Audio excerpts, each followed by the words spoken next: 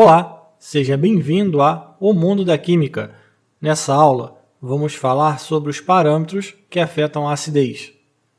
Antes de tudo, é importante rever os conteúdos sobre a teoria ácido-base de Arrhenius e de Bronsted-Lowry, além da ionização de ácidos, para compreender bem todo o conteúdo que vem a seguir. Caso você não tenha seguido a recomendação anterior, aqui vai uma rápida revisão. Essa é uma reação de ionização de um ácido genérico. E relembrando rapidamente, quanto maior for a formação de próton, maior será o Ka e mais ácida é a substância. Independentemente se a substância é inorgânica ou orgânica, pode existir uma grande diferença de acidez em substâncias relativamente parecidas. Por exemplo, o ácido pícrico, que é o 2,4,6-trinitrofenol, que está marcado em laranja, é quase 10 bilhões de vezes mais ácido do que o fenol ordinário, que está marcado em azul claro. Então, o que leva a essa variação tão grande de acidez? Vamos olhar com mais atenção para o equilíbrio da ionização. Aqui existem dois momentos que afetam diretamente esse equilíbrio. Primeiro, é a etapa de pré-ionização, em que terá que ocorrer uma quebra de ligação para que haja a produção de prótons. As ligações mais fáceis de quebrar, ou as mais ionizáveis, tendem a produzir mais prótons. A segunda é a etapa de pós-ionização, em que o importante é a capacidade que o ânion tem de se manter carregado. Como as espécies carregadas são de alta energia, quanto maior for a sua estabilização, mais chances ela tem de se manter como ânion e deslocar assim o equilíbrio para sua formação. É fundamental que você tenha esse equilíbrio na cabeça enquanto acompanha as discussões a seguir. Tanto as etapas pré e pós-ionização sofrem efeitos moduladores da própria estrutura e de seus substituintes. Vamos avaliar agora os efeitos pré-ionização.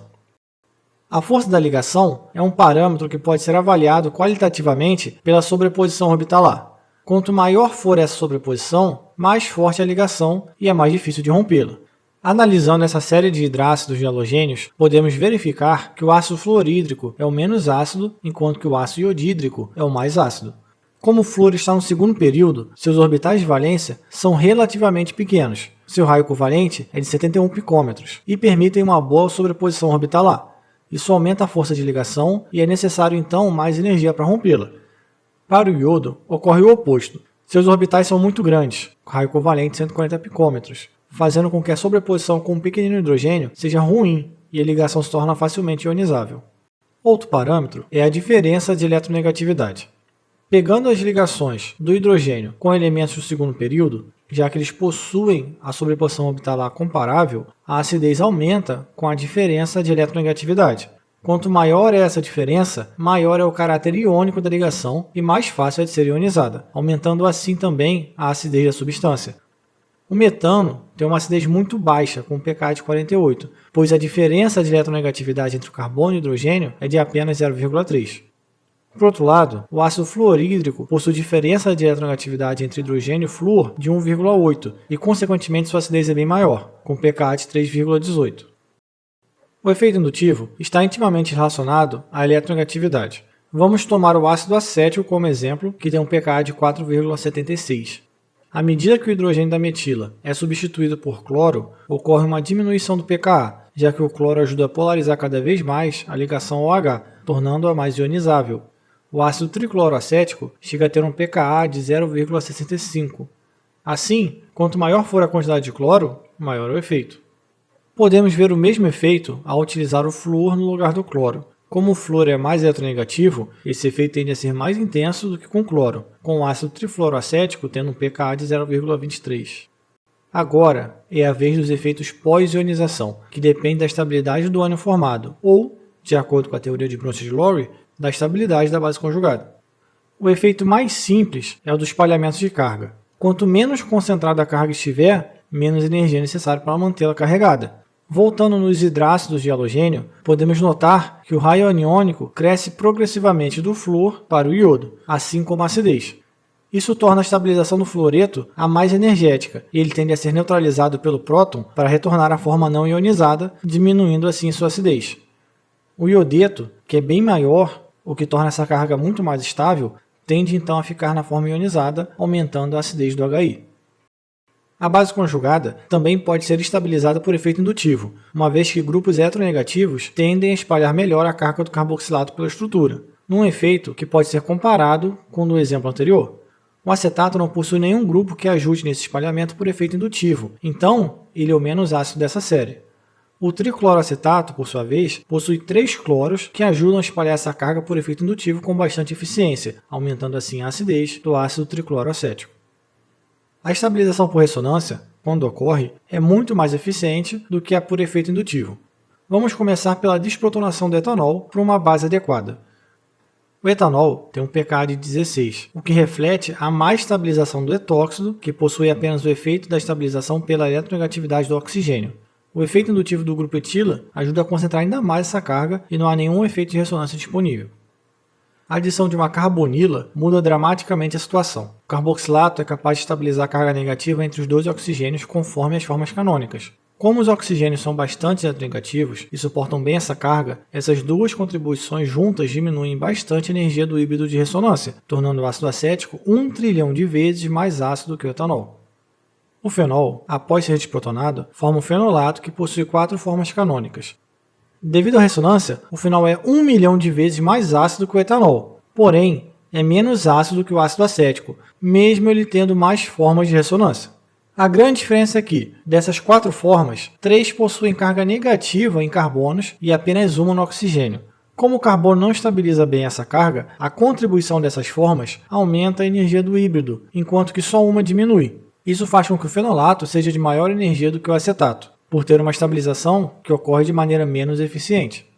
Analisando agora os benzoatos, grupos que doam densidade eletrônica desestabilizam a base conjugada, aumentando o pKa e diminuindo assim a acidez. Os que retiram estabilizam. Assim, o para-nitrobenzoato possui melhor distribuição de carga.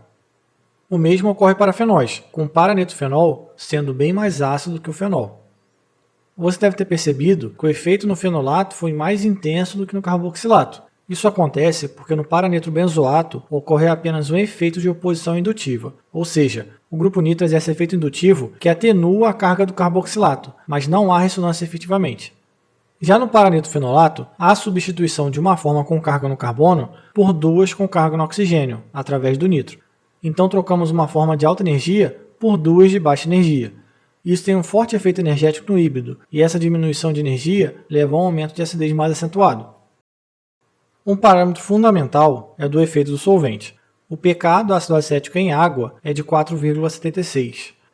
Quando tentamos fazer a ionização do ácido acético no vácuo, ou seja, na ausência completa de solvente, o pKa vai a 130. Isso ocorre porque qualquer tipo de separação de cargas no vácuo é de altíssima energia, principalmente para a formação de prótons. Então, mesmo que o carboxilato seja estabilizado por ressonância, isso não é suficiente para garantir a ionização. A estabilização dessas cargas pelo solvente é o fator mais importante. A água é um excelente solvente polar, porque ela é capaz de solvatar bem tanto cargas negativas quanto positivas. A ionização do ácido acético produz o próton, que na verdade reage imediatamente com a água para formar o hidrônio, e esse hidrônio é estabilizado pelos oxigênios da água, que tem carga parcial negativa.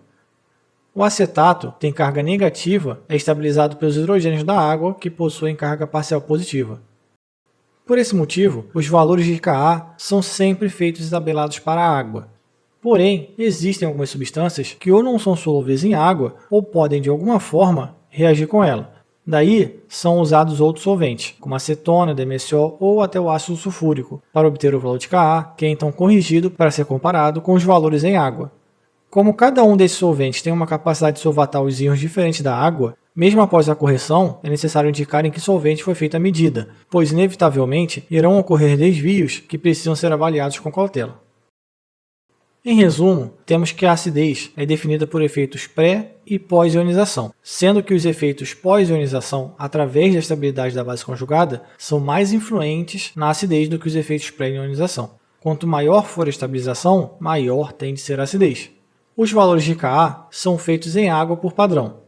O uso de outros solventes é possível, mas os valores têm que ser corrigidos, e mesmo corrigidos, a interferência desse solvente não pode ser eliminada. Muito obrigado por assistir essa aula conosco. Conheça nossas outras redes sociais e se inscreva aqui para ser notificado sobre os próximos vídeos.